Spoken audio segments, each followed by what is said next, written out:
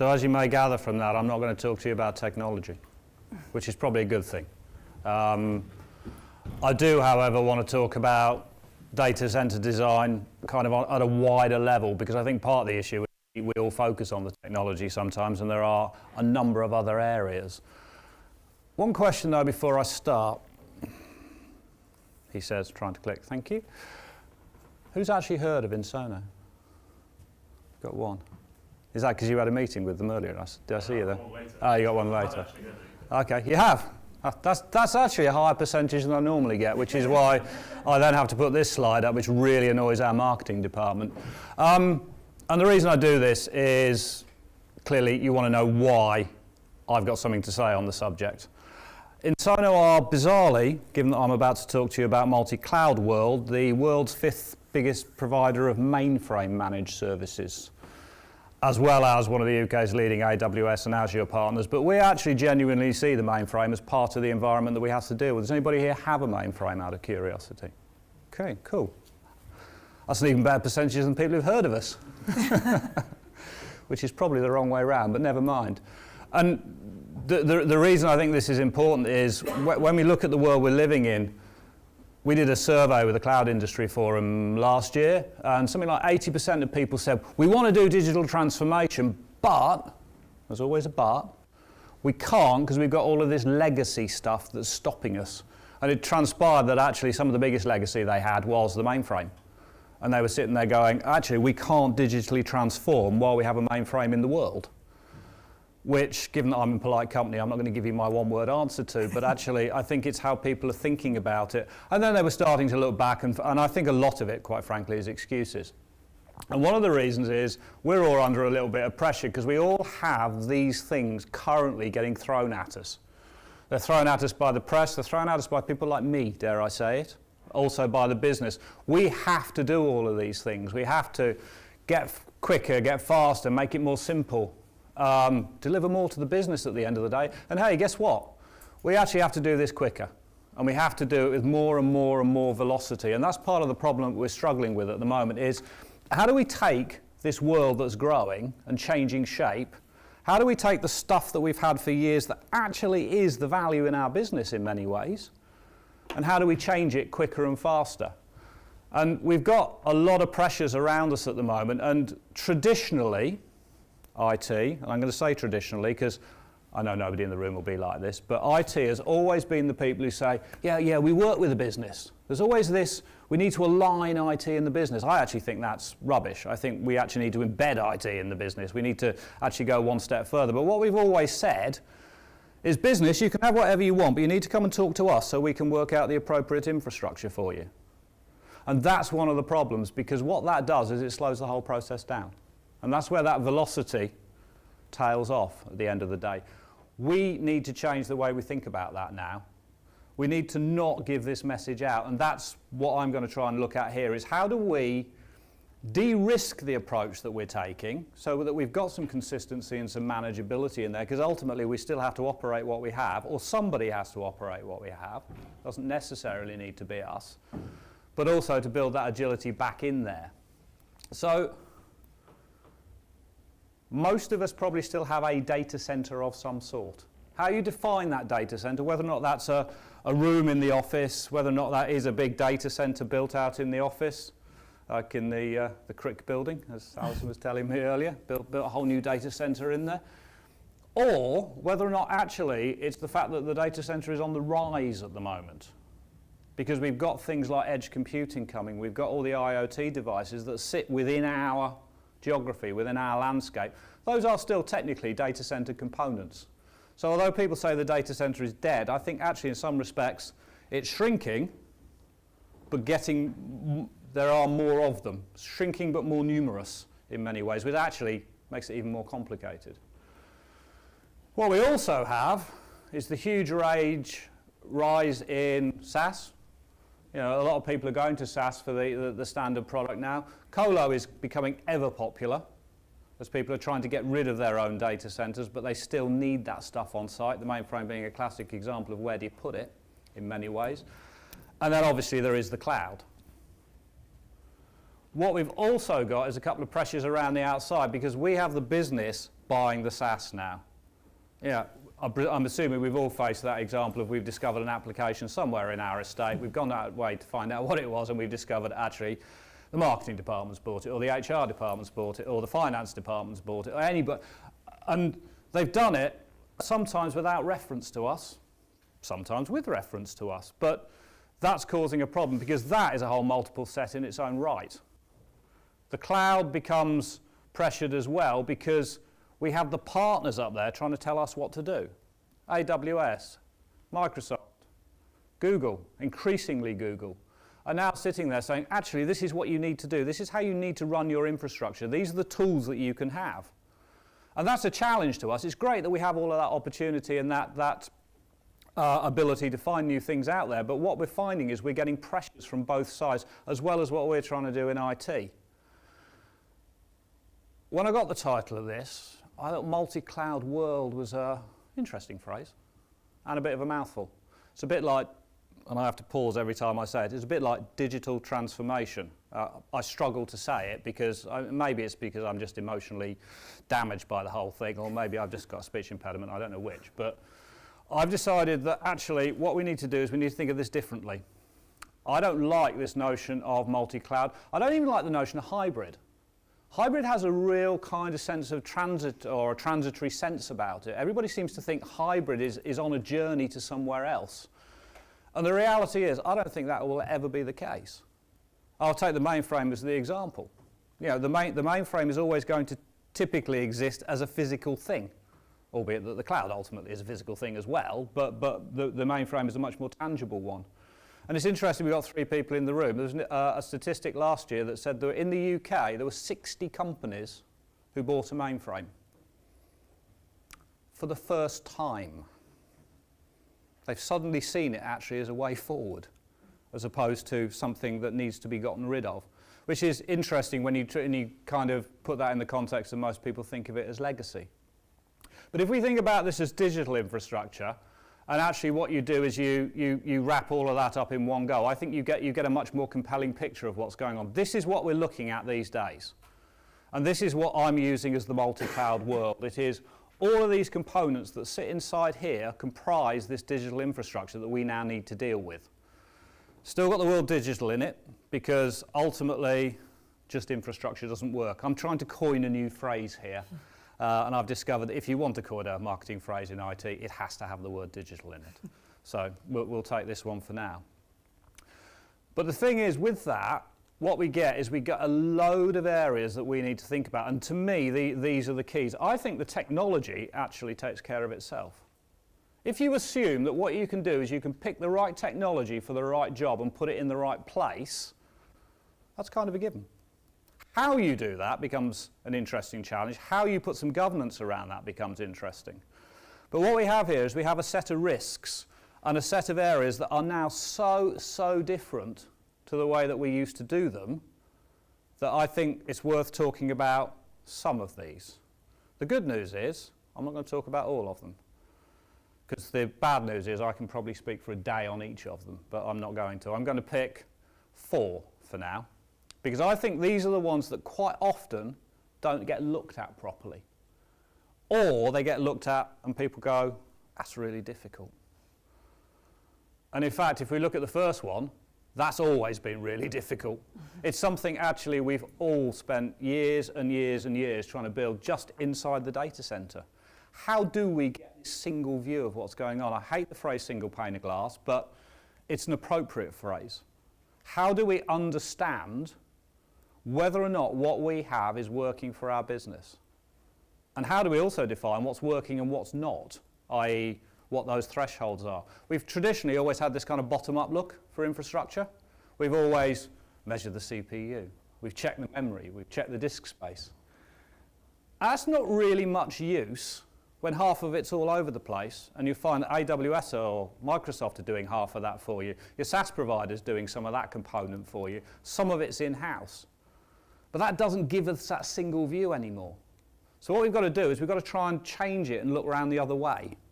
And this is where I think there's a huge, huge struggle in the industry at the moment. A lot of people are still trying to stitch together this stuff at the bottom, and they're trying to say, well, let's try and work out what all these different components are, and then you end up in a bit of a fist fight with a lot of the partners and the providers with understanding what's going on. It's even worse when you've got a business unit that's bought a piece of software you don't even know about, because how do you know what it is that you're going to monitor in there and therefore manage? So the challenge is now, how do we turn it around and look top down? And one of the ways to do that is through application performance management. Is anybody putting in or tried APM type solutions? Some? Cool. On the mainframe?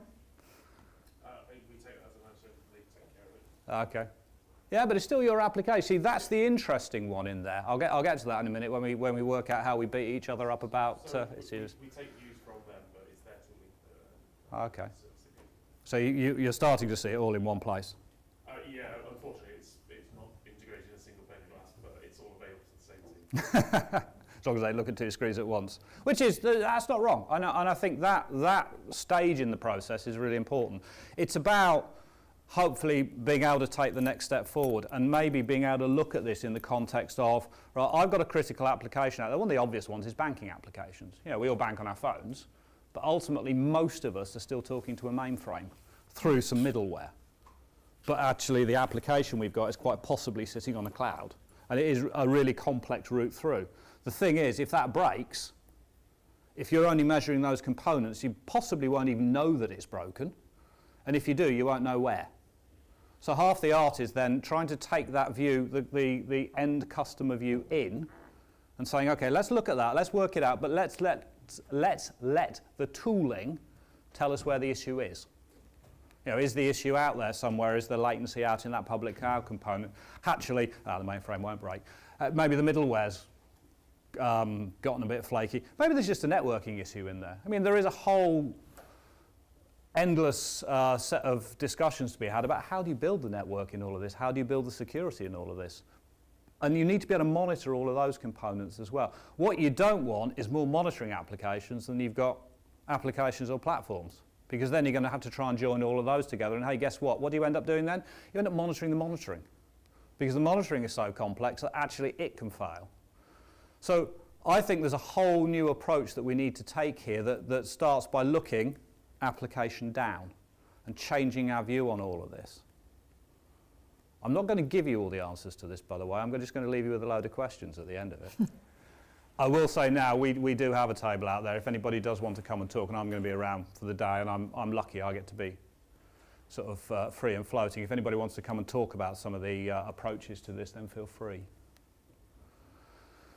The other one I did highlight up there is governance. And governance is one of those words that always makes everybody groan. Everybody go, oh God, you know. That's the department to know, isn't it? That's where we put that structure around it, where IT's got all of these good reasons for not doing what we want to do, and they badge it up as governance. And that's not true. What we've got to do is we've got to find a route that enables us to be able to say yes, but direct it, and make sure that actually what we are doing not is capable of being monitored by something. It's very much, we've got everything else on AWS, therefore whatever you're picking has got to go on AWS because we've got a monitoring application for AWS. It's got to be, no, you can put it where you want, but you need to give us some information to enable us to be able to monitor it. It's just about engage us quite early in that cycle, because again, there is a tendency to see IT as the people with a strange attitude, shall we say. I think we have built ourselves a reputation which is not necessarily a positive one. And if we actually get good governance in there, then we can start to drive that. And interestingly, I think that comes back to the MSPs as well. Because one of the things that is inevitable in this world, because we have these four elements down here, is we have a different approach. A lot of IT departments, because it's always been internally, have built it themselves. They have that structure, they have that internal, everybody knows what's going on. But if you've got 4 or 5, 6 SaaS applications, and most people have more, I went to a client the other day and I said, do you have any sense of how many SaaS applications you've got? And they told me they have 15. And they listed them. 2 weeks later, I gave them the list of the 132 they didn't know they had. And that's not uncommon. And all of those people, all of those are provided by partners. Now, not all of those are partners that you're going to interact with on a daily basis, but they are the people you need to know, and you need to know how they work and how they work, so you know what information you're getting back, but also how you can talk back to them. So it becomes really, really important in there that the MSPs are on the same page, or the SPs, should I say, are on the same page for all of these elements. Yeah, AWS, Microsoft, they will constantly give you change, probably more change than you want a lot of the time, and sometimes it's about trying to put the brakes on them a little bit to not necessarily enable all the functionality that you want, but you've got to have that level of relationship with them. And if you do have somebody like us in the mix as well for maybe your mainframe or your cloud, it's about making sure that we drive the right kind of behavior as well. We have a bad reputation in the industry of we like to sign 5 and 10 year deals, and we like to predicate those deals on we're not going to change. It's secure, it's safe, and if you do want to change, we're going to charge you. Of course we are. And that model's got to go as well, and it's about trying to build a relationship that enables that level of change in there for that kind of governance. So the governance isn't even majorly, I don't think, about the technology. I think it's about governance of those relationships.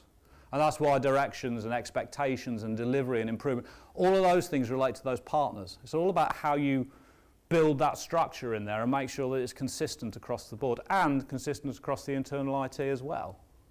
Doesn't work, actually, if you end up slowing down the guys who are trying to go faster.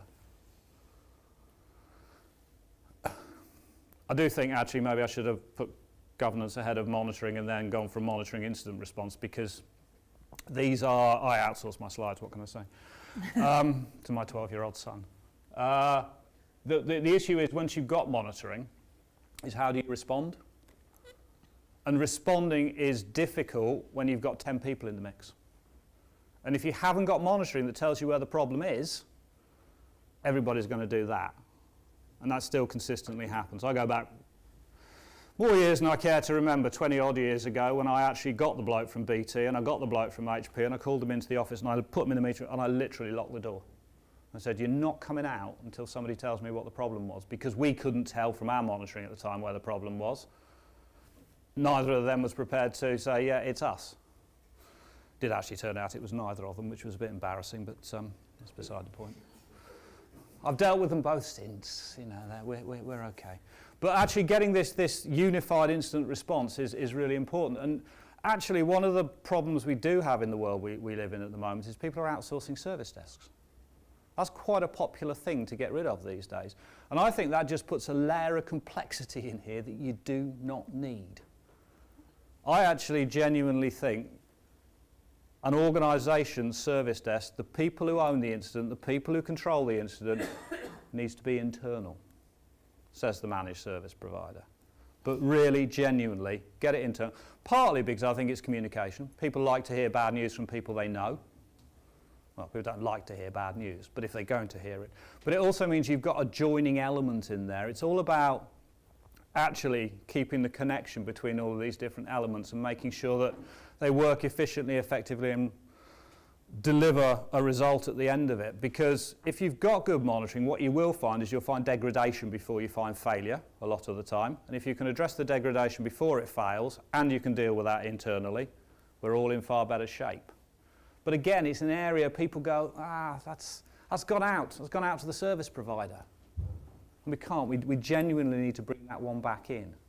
And we need to start to build around that and build a model that works for us. And it's also how we plug all of those people in and make sure the information we get is properly triaged and properly sent through. And I guess this relates, once you've done that, to the audit and compliance component, because who here's got an internal compliance department? Yeah. Friends? Sort of. Unfortunately, and actually as an ex-finance director, I did start off life as an auditor, and I can tell you, auditors are not the most original, imaginative people around. It's the nature of what I'm going to say they, because I'm not one anymore, what they do. And I mean, interestingly at the moment, the FCA are still saying, as part of their compliance on regulated industries, that there needs to be a physical inspection of the data centres where the applications are held. Which is interesting if it's held on AWS. Because AWS won't even tell you where it is because they don't publish the names of their data centers. And the FCA are saying, yeah, but we still need to inspect. And that there's clearly a disconnect going on there.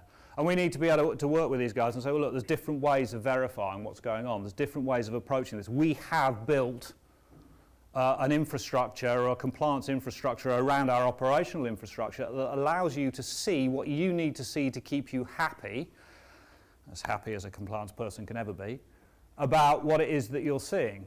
And we need to make sure that the security is designed to an appropriate standard. But again, when you look at a lot of security departments in this multi-cloud world, we're still looking at a very traditional security model.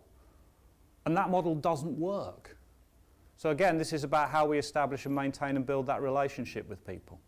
So we actually need to help them rewrite their policy to suit the world that we live in, whilst they are still trying to meet the compliance requirements of the external bodies. And I think the external bodies need to move along fairly rapidly. They're getting better.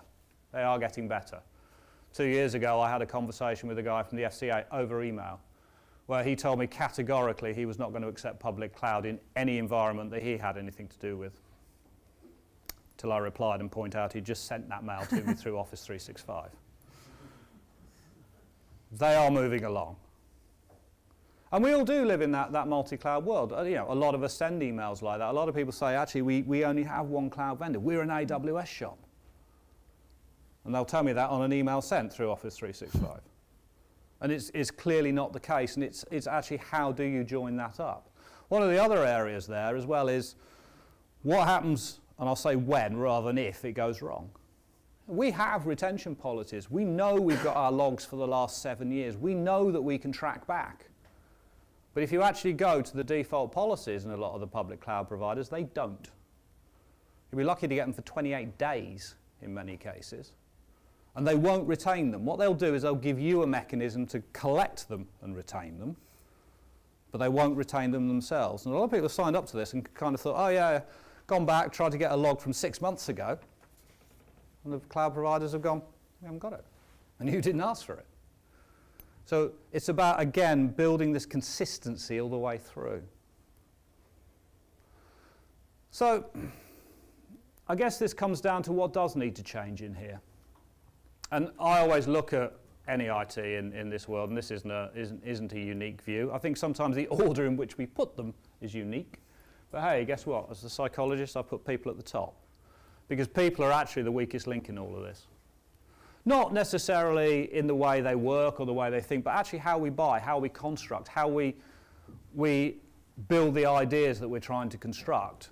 And because the people at the top aren't necessarily thinking the right way, therefore what breaks is the process. Because the process is not sufficient for what we're actually building. I think the technology piece simply takes care of itself. You know, the technology is what the technology is. But we need to build this people model. Now, one of the things I hear a lot about is there is a skills shortage in IT at the moment. Is that fair? People find that we're struggling with skills? No? Even mainframe skills? Retire or die, somebody said to me the other day. So yeah, thanks. I'm not that old. Well, it's interesting actually that there isn't that mass, because I sat in a conference 3-4 days ago where I was told we're facing a skills crisis because people can't get the technical skills that they need. And I don't think that's the problem. I actually think the problem is people aren't developing the guys that they've got. And what a lot of people are doing is they go in and they're trying to recruit a load of people in. And when you look at IT job descriptions, I've got quite a large collection of them, which probably says more about me than it does about anything else. But what I find is there's 3 or 4 pages of, I need these technical skills. And there's a bit on the bottom that says, and they've got to be a team player. I'm never quite sure what that means. But what really scares me is those skills, if you can find them, and you certainly won't find one person who's got all of them, by the time you found them, they'll be out of date anyway. And they probably still won't be a team player because nobody still really knows what that actually means. What we need to do is we need to change the way we recruit people and look at people who can manage a complex collection of relationships. And that's what this is about. This is about how do you manage those relationships? How do you create that seamless experience between all of those boxes? So I think we need to recruit differently if we need to recruit. I'm really pleased there's no skill shortages in here, or less pleased, because now my answers don't make so much sense. But I think the same applies to the process component of this. This is about, we've got to rethink the way we do everything. We've got to rethink it in terms of we need to join all of these elements up. We can't see them as disparate boxes anymore. Those 4 boxes in the middle can't exist. We need to build this digital infrastructure. And we need to address it in a very, very different way to the way that we have. And we need to influence all the people around us. I think just in terms of your skill shortage question, we just can't, I work for a charity, we just can't afford the skills, if that makes sense. So if we could up the salary to get the skills in, there'd be a lot more people who would apply for the roles. So it's about affordability that we have more of an issue with than the skills out there. Which I guess is believed to be an effect of supply and demand. So it's like people who write DevOps on their CV suddenly double their salary, although all they've done is written DevOps on their CV. Which I think is a problem, and it is about deconstructing that as well. Well, it's interesting because I did a piece with the BBC the other day, and they've built an apprentice program that really works to get there, because they have the same problem. They're not the highest payers in the world, to get people in there. And I think it even goes further back than that. We're going to suffer this skill shortage in the sense of supply and demand, because at the moment what we're teaching kids in school, my 12-year-old son is a classic example. The reason he did this for me is they spent 4 hours last term teaching him how to use PowerPoint in his ICT lesson. That's not really helpful. I think what they need to teach people is critical thinking skills. They need to teach them the ability to understand all of this, and they can layer the skills on top. Let's face it, I still have to resort to a manual sometimes to understand what's going on, whereas I think a lot of the teenagers these days, they just pick it up and they go for it. So we do need to change that whole model, and that will take that pressure off. I think the reason we have the supply and demand issue, which is why we have the higher costs, is there are people who are building out some of these buzzwords at the top of it, and therefore they're charging more. And actually the reality is those other skills are the really important ones. So that's kind of where I was coming from in all of this. As you will see, it's not about the technology in my eyes. It's very much about how do we build the people, how do we build the structures, how do we build the ecosystem that goes around it. I mean, maybe part of the answer there is that what we need is we need an ecosystem of people who will help not-for-profits. Maybe we need to build that ecosystem more effectively than we do for others. There are ecosystems for other sectors that might work. Maybe what we all need to do is give up a couple of hours and go and donate them. It is interesting because, like the apprenticeship schemes, other companies might bring in a salary of say £13,000 to have an apprentice, but we've got the issue the other way around where HR won't let that happen because actually they wouldn't then be subjected to the living wage. So he couldn't get an apprentice in. Yeah. So we've got this balance then that actually it's actually cheaper to get some first line support. Yeah. Around the 20k, 25k mark. So it is a constant challenge when you're working for sort of charity sector. Yeah. Well, I mean, and that's a particular example, but even other examples, that's one of the problems we're facing is because it's getting more expensive. We're all sitting there with budget constraints, and the FD, I can be rude about FDs, are sitting there going, well, it's just going up for no change. And that's a valid comment from their point of view as well. What we do actually that works remarkably well, and maybe what we need to do is have a conversation about this. We take interns in, and we actually do share those interns out with people as well. So we do the management component of it, so we take that kind of sunk cost, and then we try and share them through because it gets some other skills. And I think there's some validity in there. So maybe what we need is to somehow look back and build that ecosystem. There is something it might be worth actually us having a conversation about. So I chair at the Cloud Industry Forum something called the Digital Skills Special Interest Group. It's a bit of a mouthful. It's the CIF-SIG on DS, or BS, depending on your view. But what we're actually doing is we're trying to work with schools, universities and the government to try and spread the word and alleviate the pressure and find different ways of doing this. And it would actually be really interesting to have that conversation if we could. Yeah, I'll stop now. Oh, yeah. Looking slightly stressed here. So we've got about 5 minutes if people are going on to next sessions to get you there. And so I'm going to kind of curtail questions slightly. The one I was interested in asking was, I noted you had contract risk up on your list. And having done a little bit of this myself for the CRIC and getting that set up, I'd be interested in your views on contracting, but maybe those of us who are interested in that will have to grab you outside, and I'm sure there's a discussion we could have on that. How do we break the 7-year cycle? Yeah. Okay. Yeah, if anybody does, actually, very, very briefly, I think the answer to that is there's a very simple way to break the MSP stranglehold on contracts. Every MSP hates termination for convenience clauses in contracts. They hate them because they have to be good enough to not get terminated for convenience. Put it in. Insist on it. Some of us, dare I say us, I'm about to upset my entire commercial team here, some of us will take those clauses because we believe, and if we don't believe that we're good enough, we shouldn't be signing the contract in the first place. But that gives you that ability then to drive some flex. Thank you. Please all join me in thanking Simon. Thank you. Thank you.